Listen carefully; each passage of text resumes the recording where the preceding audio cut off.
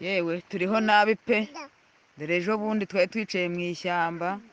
ejo bundi ku cyumweru twari twicaye mu ishyamba, aho twari twicaye twumva ziraje zihitanye abantu, zishe abantu 21.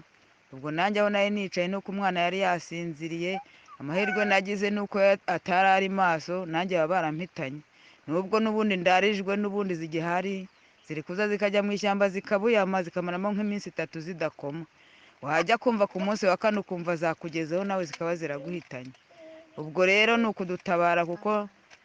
nta ruvugiro tugifite, ntaho umuntu atirimukira, utwungu batutumazeho, ntacyo umuntu akiyorosa, abana imbeho irabishe, imvura iratumaze, nta gahema ko kwiyorosa ngo uritwikira, yewe tumerewe nabi pe, nimudutabare kuko nta kuntu bimeze, abana ntibakibona icyo kurya, nta gakoma k'umwana, reka data, ubwo ngubwo mbega ni ukudutabara abagira neza niba bakibaho bazatwibuke badutabare.